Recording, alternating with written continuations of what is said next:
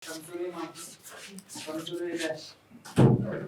ndauya nenyaya yakamhangana naWellington Kanyimba anobva kuvhileji yemakunde village achimhangarira Evans Mandaza anobvazve kuvhileji yemakunde. Wellington Kanyimba ari kuklema masedation damages pamwana wake uyo anova akabatwa akaendeswa pabonde naEvans ari pasi pemakore 18. Nyaya yacho yakaenda kucivil court ikatongwa naMagistrate. Mukomana akapiwa community service ababa vazouya kuno community court kuti vakleme masedation damages. Chakumbirawo Wellington Kanyimba sunze ruoko rwerudyi na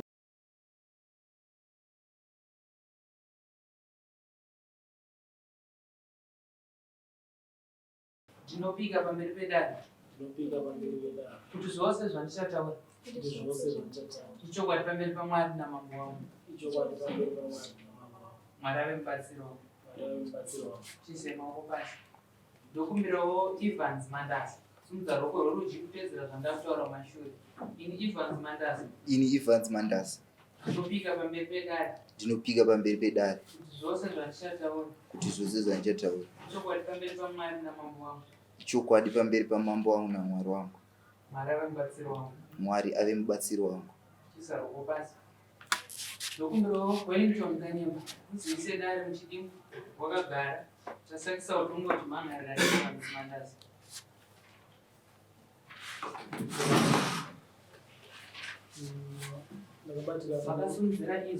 Ndakabatikana nenyaya yakaitika yevana vandaona kuti ngarikwiriwo kumusoro tikwanise kunoripota nyaya. Tsanangura nyaya yakaitika.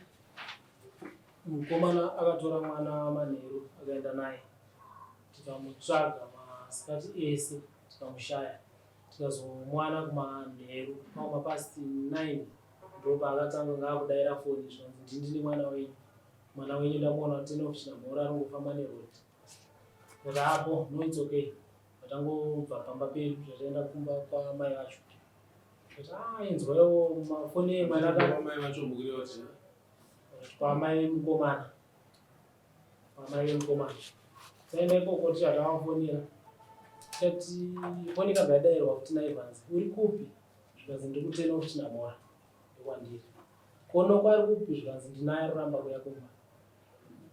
Anoitsoke vabereki mazwa nyaya mafambiro ari kuita achibva wasudza mota kwamhanya kunovatora kubva pawakazotorwa ina ndagumbuka zvangu ndati apa zvikunge ndiripo kuti ndichirova vanhu zvichabuda vanasururuka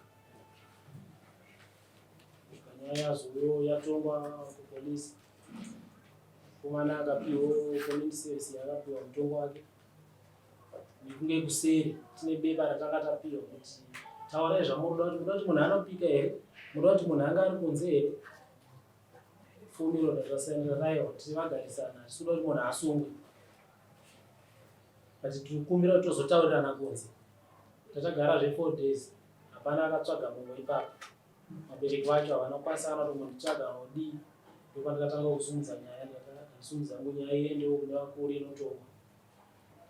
Ndokuya kwandikaita Evans Mandaza makore makati 19. 15. Unoti chine mhosva yakwaparai zvamakapara mhosva makadini musikana wako Bongo ane makore 15. Makatanga wadanana rini? gore rakapera aine 14. makore ndesamasiku.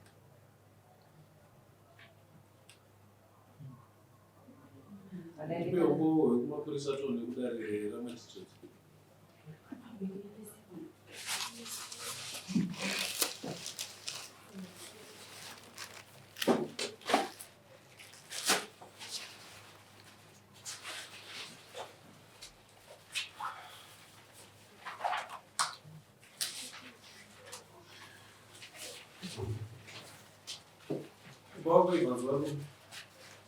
Izvezvi vabuda havako. Izvezvi vabuda havako ndatoperekedzwa nemunin'ina wavo.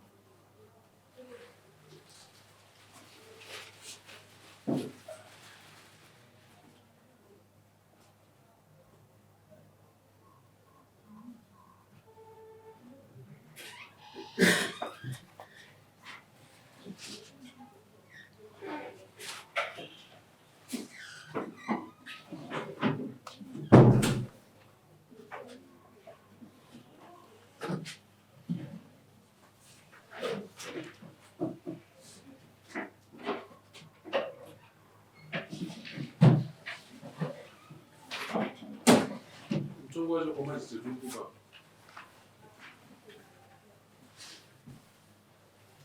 Patakaenda ndinotora kuti vakangotika mapepa iwapo. Mapepa aya.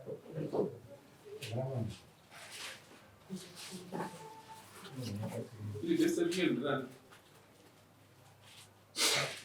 Anzi Natasha Kanyemba. Natasha Kanyemba ndiani?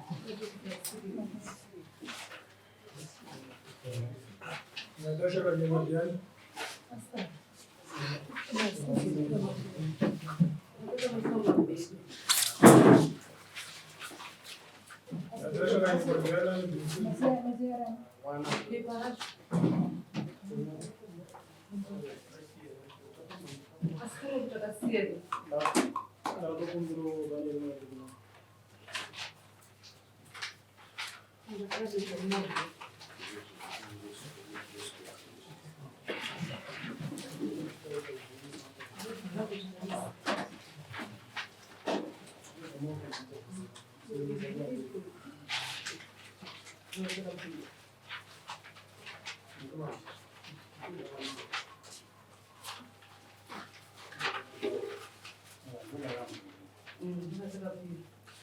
Kamaenda kuti munopiwa judgment yacho.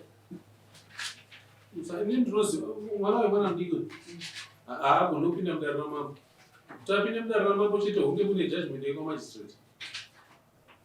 Kana judgment iyo isipo ina handikwanisa kutambira mwana ari pasi pemakore 18.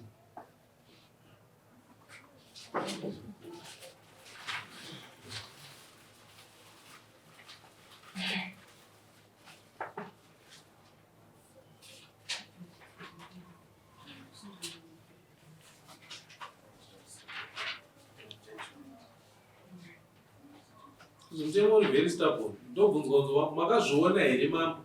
Varati handina. Ndochidii paya?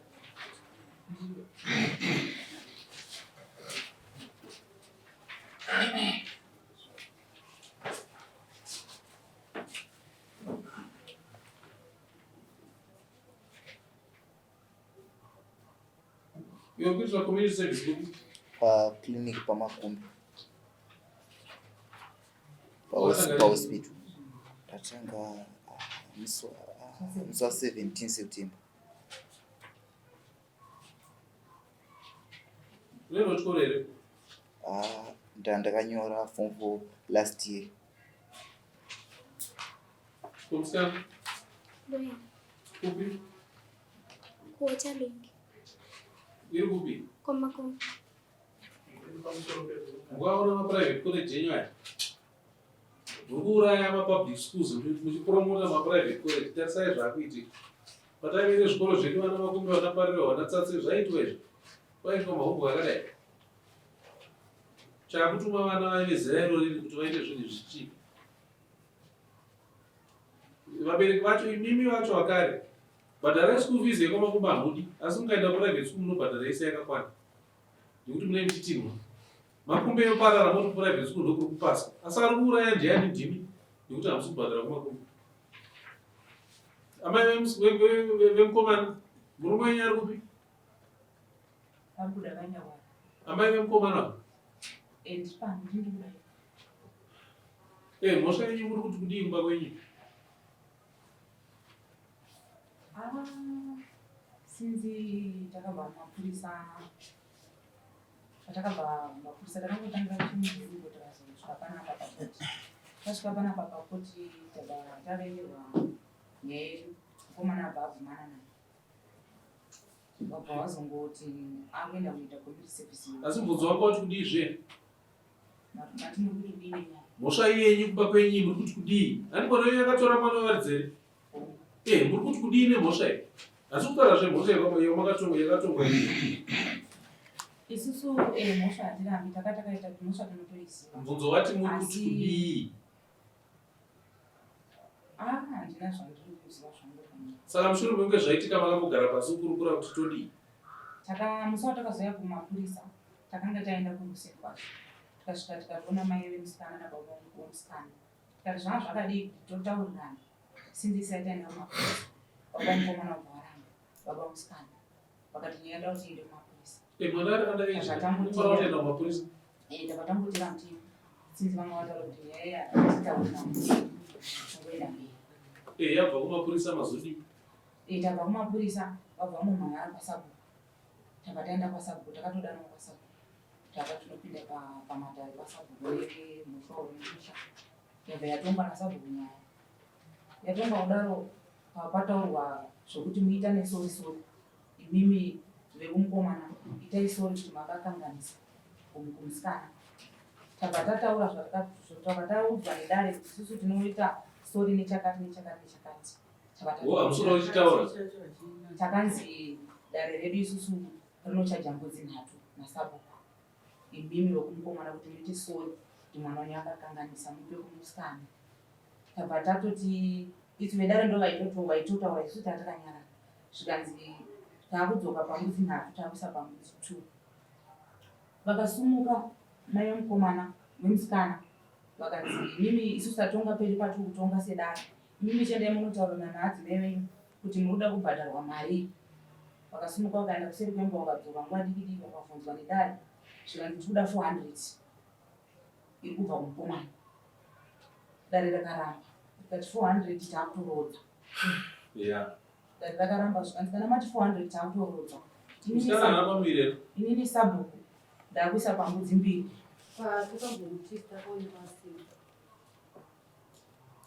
Sabhuku abvaisa pambudzi 2. Ndisabhuku anoita nyaya. Sabhuku makumbe ndoko vakanonamanya. Muudze sabhuku makumbe kuti anzi hauna jurisdiction yekutonga nyaya dzakaita sedzidzi. Haana mvumo yekutonga mwana ari pasi pemwana wezera iri. Aiwa. Ndatinyarara. Ndati sabhuku makumbe haana mvumo yekutonga mwana ane zera iri. Ndosaka manzwa ndakubvunzai mapepa ekudare remusoro. Munhu kana mwana ane zera iri paitika nyaya yakaita seiyi haiende kuna sabhuku. Ngatizivei nyaya dzinoenda kuna sabhuku kuti ndedzipi. Nyaya kana yadai munhu chete ane mvumo yemutemo yekutonga nyaya iyi ndimambo chete. Hapana sabhuku, hapana headman pakatapa. Imimi mune dambudziko renyu. Vana havakarara vese. Mwana watotorwa mapasi 8 months. Makaenda mukarara mese? Ndaita zvandodzo? Ndipo kutaura kwenyu kuti mwana akatorwa mapasi 8 months yakabva kwerasi. Kurara usiku anzwa mberi. Kutaura pamatanga kutaura. Pane night akatorwa ma8 zemanheru mabarara asipo.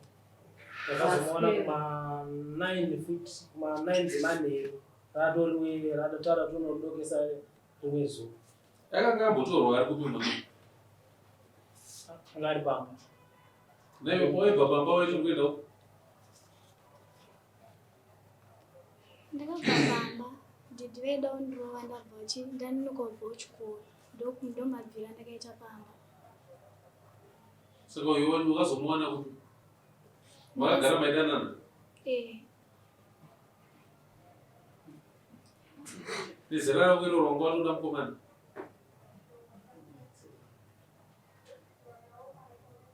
Dzimwe nguva vana ava ngatigarei navo pasi tichivatsiura tichivaudza unhu.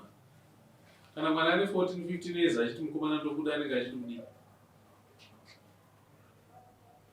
Zera rako rinofanira kunge riri serious pakubata bhuku. Wako dzimwe pfungwa dzakuenda kumukomana.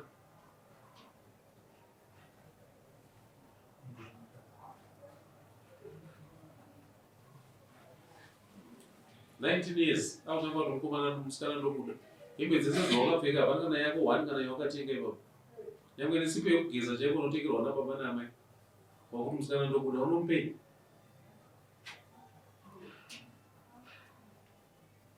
Musaenyi kuna mafodi edamage. Imimi baba namai vemusikana musaenyi ndedamage. Imimi munofanira kubvisa damage kwavari imhosva yenyu. Sinofunga kutaura damage rauri kudai tsvege kutenderera.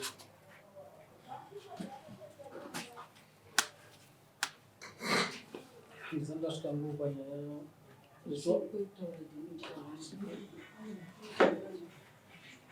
vandipo 600 ndikutaurisa Mazwa zvataura kuti ndisvike ipapo ndine zve120 yandaburitsa ndichifambira nyaya dzese idzi. Mari yandikatoburitsa umhoko manhu saka ndazoedza kusvika pese. 120 kwenda pamusoro pe600 kana kuti part of 600 iri ndangoisa inouya rini mari chatombonotaura nababa andani baba vacho vashora ndare ndobva vaenda kuita zvavari kuita. Isusu vana vatiri mazita ero vatisiye zvatiri kuita ivo ndo vanoziva zvavari kuita asi ndo vane mwana wavo vasingagoni kurayira. vaenda kunhamo Kunhamo kwakakosha kudarika dare ramambo.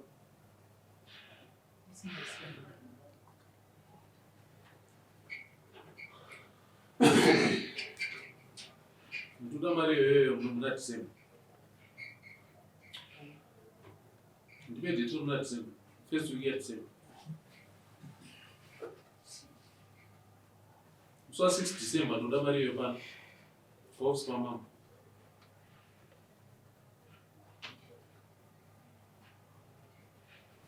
Enda munoza muri mwenyu izvozvo. Mari namambo ndoda $600 yedamage. Remwana wedu nhingi kuna nhingi. Musi wa 6 December. Kana wadarika musi wa 6 December wacho ndouya ikoko kumba kwenyu. Imi munombogara mumusha mani? Masabhuguma kumbe muri mwana wakwani?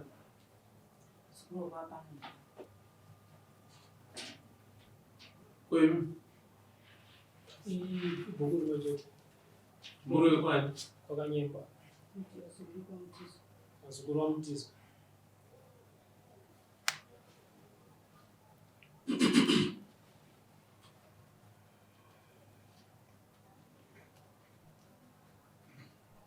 December ndipe yangu $600 yacho tiendese kwerifana kuenda. Ava vana vachiri kudanana here sevanhu vacho matsotsi anonetsa nekuti akasike kutanga apa ndikatombobate ndino wangu ndakarova pandaenda kuvabereki vemwana ndikati ndikukumbirawo udzai mwana wenyu tivagarisane zvakanyanya zviri kuitika izvezvi emaona kuti mungatsure sei mwana handibate mwana wenyu ndichirova asi ni wangu ndabata ndikaita sei vana tivakuri kuregera kuranga kuti tichakunetsai kuti kuti vamunozopedzera mama kuti hanzi ye madrugs ye zvazenge mukazokatsura kobva kanozvisungirira kana tikoti kuti muchitirera zvisina nebasa rese kubata chitorobho kukaponda kakanozvisiya izvi munosora muchitaura zvina basa zvekutanzi mwana harohwe mwana kupiko izvoda kurohwa izvi mungaswera muchiemedzwa muchiudzwa zvinhu zvisina basa zvakadai so mwana ane 19 years anoti musana ndokuda nomudii kuswera muchipa hurumende matambudziko ekuti munhu anoswera achiti he kukoti 19 years ne15 years kuenda kukoti unodii kusarohwawo chamwari unoda kurohwa iwo kutorera chitorobho kunyanzo kusunga kuzvaparadza kana musikana ukamuona unotiza uchiendawo ujaidzwa zvino newe kuti unoda kurohwa iwo 15 years kuda mukomana unomudii varimo mumba vari kutotambura nadzo vari kutoshaya kuti todii imimi tucha muri kuendei chamunoziva imi mazera enyu ese panapa echikura pakakura achirohwa nechitorobho panapa shamhu dzairohwa dzairova munhu asi kuti muri kutorera kutange muri kurera nhiyo kana madzerera nhiyo dzacho muchadzitengesawo ndomarizautsi achiwaya kuti kanoita zvakanoda kakatsura kanobva kabuda mumba kototi ndakutiza kukutiza uchiendepi 14 years anotsurwa obuda mumba achitiza kuendawo Ndikapindurwa nemwana ane 14 years achindipindura kuti adi. Ndipindurwa nemwana ane 14 years. Nyange zvinogweza achidyara musadza nyangwa ine 25 years handipinduri. Ende hapana mutemo unodarika wangu inini akamubereka. Wangu mutemo wakabereka mwana ndo unotanga. Kana waona kuti une mutemo mumwe unokunda baba wakakubereka makumba unobuda. Asi kana uri mwana wangu unoteerera wangu mutemo wandakuudza ndo unoteerera. Kwete zvokuti munoregerera vana vachiita zvavari kuita izvi. Nhasi takuchema nyaya yemadrugs. Takuchema nyaya dzenhumbu hobho dziri kungonetsa machina mota. Madrugs abvepi ndo mbirombiro dzacho idzodzi. Nekuti munoima muregerera. Zvakari kuita community service kari pavo kanenge achitotunidzwa kari pepapo.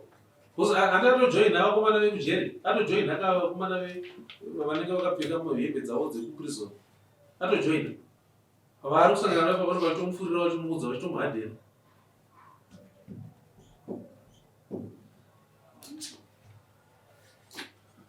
Mazvita, wakatotaurayo.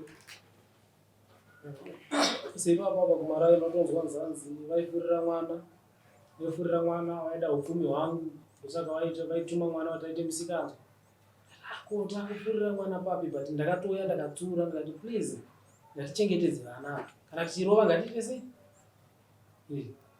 apa takatoenzwa live ichitotaurwa nababa vemwana nevamwe amai panext door zvikanzi vaichiva upfumi hwangu handichiva upfumi hwemunhu but kubva pekutanga ndakatoramba nditorizivi ndikanyatsoonzwa kuti pfungwa dzababa naamai dziri kusvika papi.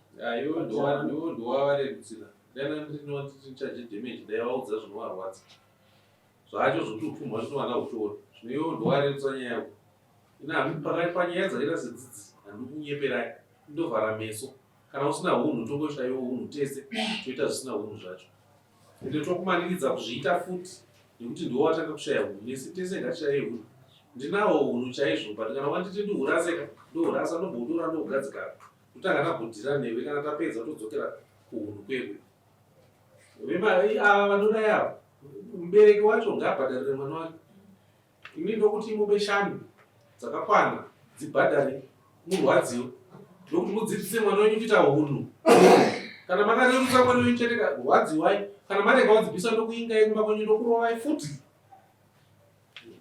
zvimunyatsorwadziwa kuti mutsure mwana kana muchiregera kumuranga nekumutsura achiitira zvinhu zvakadaika dunhu riri kusvipa nderachina mhora zvinoenda handishumiswe zisa nezvinhu zvisina basa ndokurangai chete. Baba vakakundikana mumbinga dzenyu pa5 ndikuudzai musasiti December toda 600 dollars kana marega kuibvisa onipa mombe 5 ndapedza ine ndino yazotora kumakwenyu ngasingasainetsunga saka paine nyaya zinondishatirisa nekundipa hasha ndidzodzi dzamurumudzira panapa idzi bcause munoti nduzvaro mwana ane 15 years akandorarwa kuti zvadii zvacho izvozvo nyangwe akatakura nhumbu anotakura nhumbu notakudza nhumbu mwana ane 15 years zvodii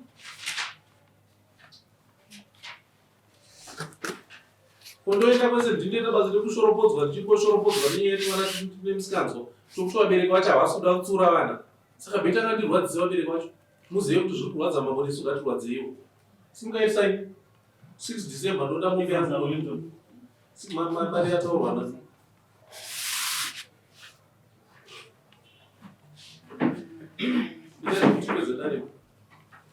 Ana